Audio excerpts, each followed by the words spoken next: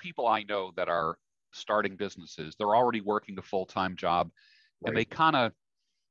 they they work their side gig. They might do it a couple nights a week or on the weekends.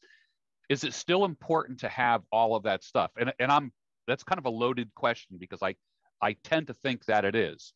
That way you communicate the fact that you are serious to yourself when you take these measures. It's not Yes. just a side gig or a little part-time thing with cash in the pocket Yes. kind of thing.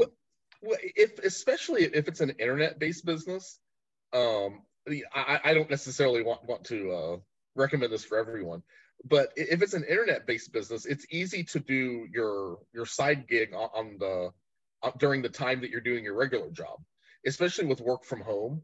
Now, if you're doing landscaping or something like that, that's of course more difficult. But if you're setting up an internet business, it's easy to do some of that work on your regular job's time frame. Obviously, that's relevant to each situation, so I wouldn't suggest everyone do that immediately. But people generally know what they can get away with.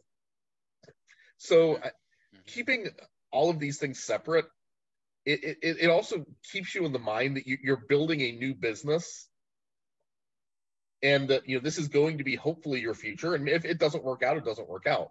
But you're taking control of your life and saying, I'm going to build this new thing, and I'm going to put myself in a position so that if it takes off, I'm in a position to go with it. I think it really does psychologically help a person shift into growth mode when they take the steps to separate their side gig from their day job, and then are able to scale it. And it's a sign of being a grown-up. Yes, exactly. So to speak. Exactly. I agree.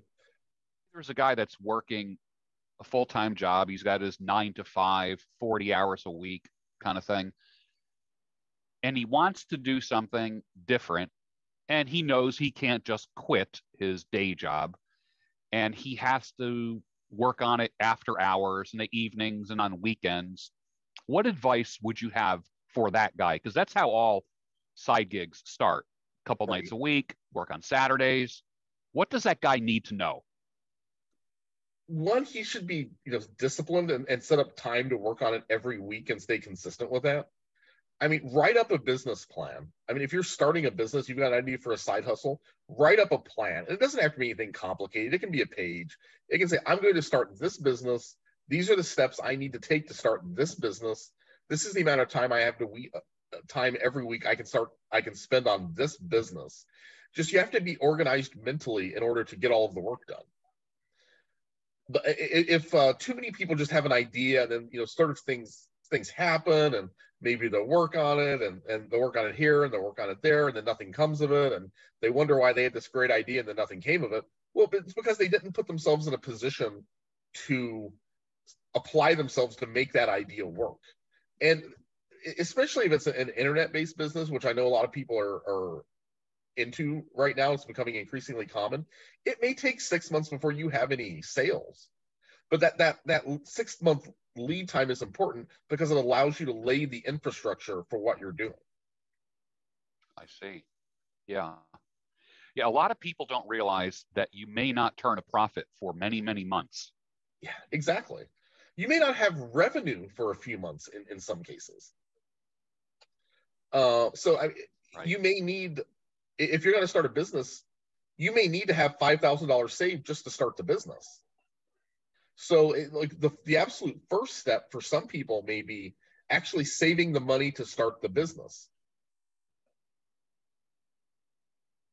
And if they don't have the money to start the business, there's not going to be a business. I mean, sometimes you can bootstrap things, obviously, but that's not always possible for every business. And if you don't have a couple of $1,000s in startup money, any business is going to be really difficult to get off the ground. Yeah. What about businesses that are a combination of in-person with clients and then virtual?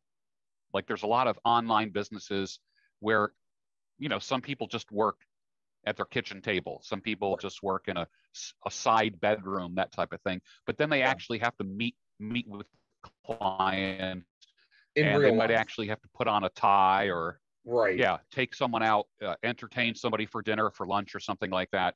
I mean, I remember many, many years ago when I was in the dating world and I wasn't driving a nice vehicle. And I remember if I would meet a woman for a date, I'd park three blocks away from where I was going to meet her because I didn't want her to see my car. And I would imagine it's the same way in business. If you're entertaining somebody, it helps to have symbols of success.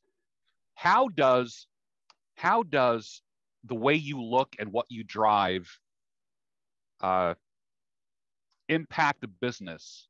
What kind of effect does it have on business? I mean, if I'm meeting somebody who's going to perform services for me, and they show up in ripped pants and,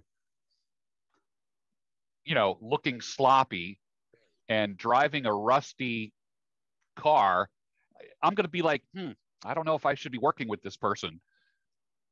Are Well, these things tax write-offs? Are these things important, do you think? absolutely. I would say that if you have a business where you have a rusty car and that's a big issue, put yourself in a position where no one sees the car. I mean, take an Uber. Is the obvious thing. I took an Uber here because whatever, you can think of a good reason. But in general, a lot of that can be tax write-offs in terms of maintenance of a car, mileage. I always recommend, if you have to meet with people, sometimes there are executive suites in every city. These are places where you can rent a room for an hour in a nice office building. You can present it as your office. I mean, most people don't really care whether it's actually your office. But I mean, you can say, come and meet me at the Plaza Towers, Suite 500, and you can get a nice room overlooking the rest of downtown and have that for an hour. It looks impressive.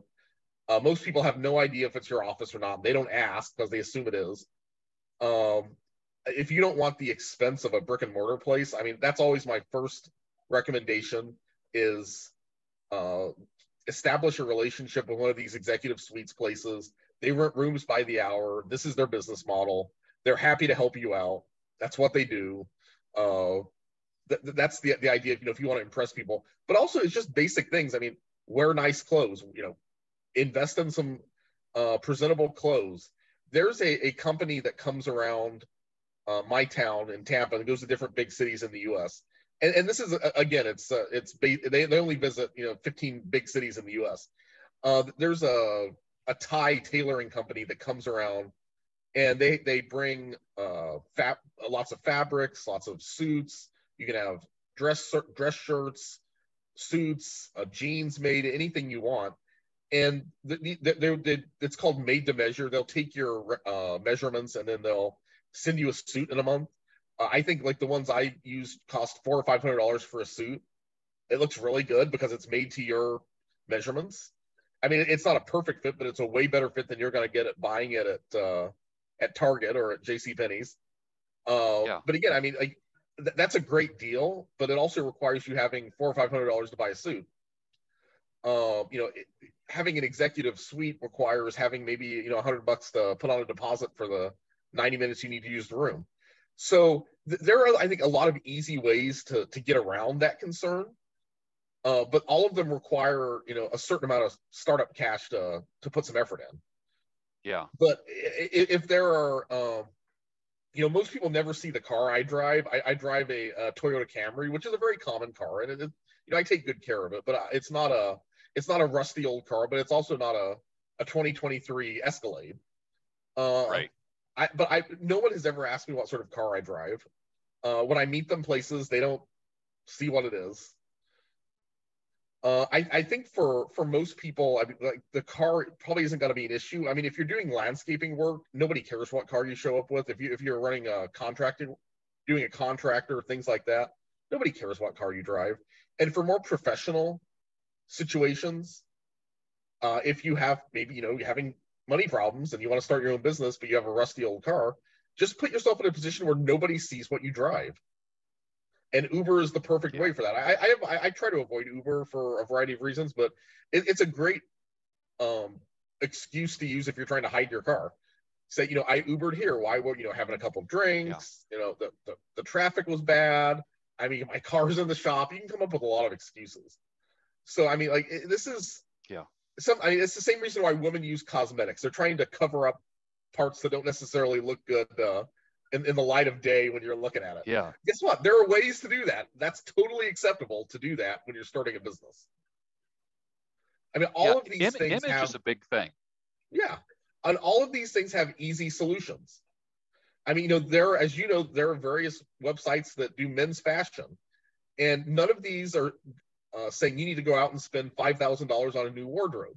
They're saying you got like $500, but like using this $500, here are some classic looks that you can get. Maybe you need to get them tailored. You'll always look good in this. Lose some weight and go to the gym and wear these clothes, and your image will be fine. So I think the image, if people are worried about image for starting a new business, either they need to come up with a new business idea, or all of these problems are really easy to solve. Yeah.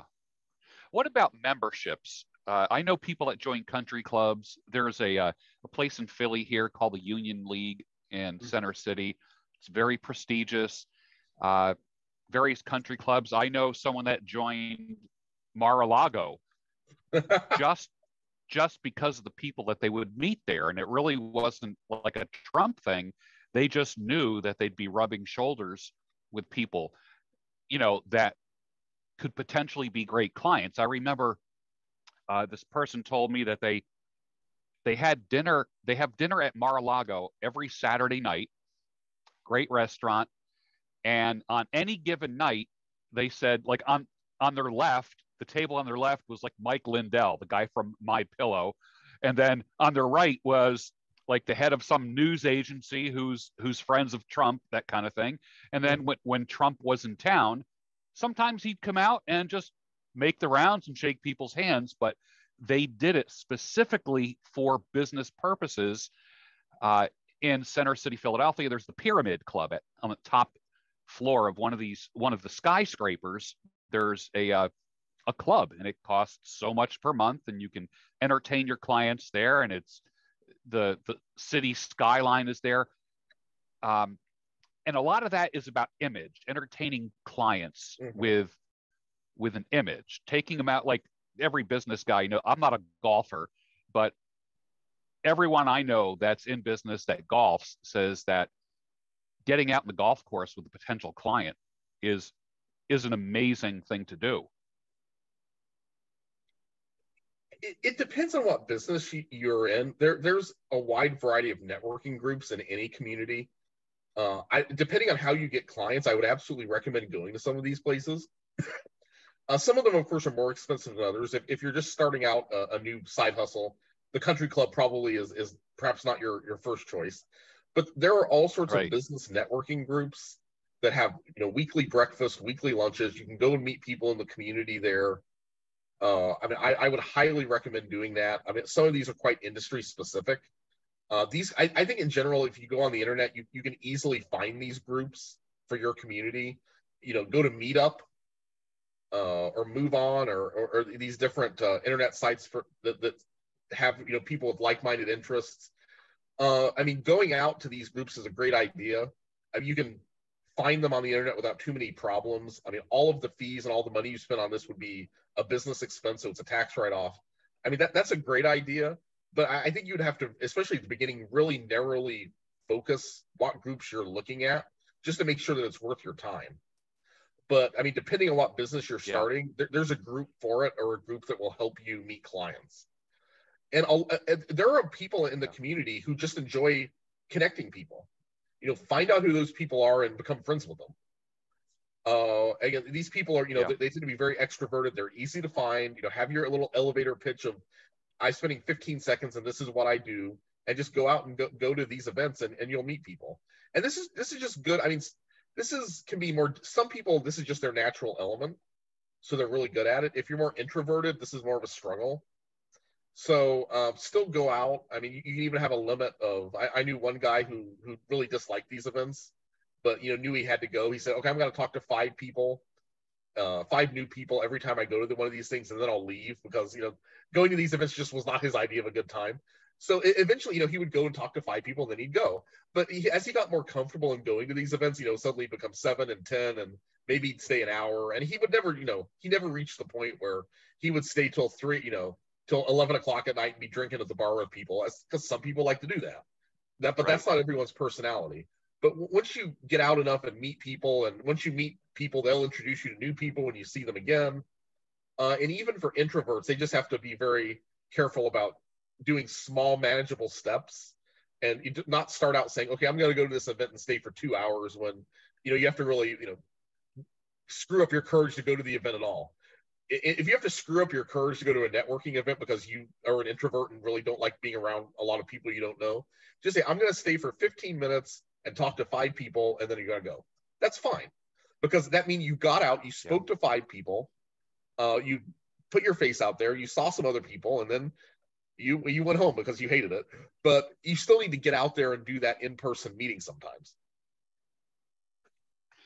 I've been telling guys this for years now. Every dollar you make because of people. So yes. you have to be good with people, even if you have to fake it. Like you said, you come up with like, okay, I'm going to shake hands with 5 people, no matter how uncomfortable I feel. And maybe next time it'll be 6 people. Exactly. You got to start out somewhere. And this isn't, maybe like a few people, but most people, if they don't like doing that, they're not just going to suddenly go in for 2 hours and meet 40 people. They're not wired that way. Right. So you got to make small steps. And even if I'm going to talk to 5 people, then I'm going to go home. Well, guess what? You went and you spoke to 5 people, and there's got to be another event in 2 weeks, and you can do it again. People, right. The other thing I think about starting a new business is you just have to be realistic about not what can be accomplished, but how much effort you're willing to put into it. Because it could be, if someone's got 4 kids, 8 hours a week total, that's all the time they've got for this business. That's it. They have, they have a busy job. They've got a bunch of kids. They have family responsibilities. 8 hours a week, that's all that's happening.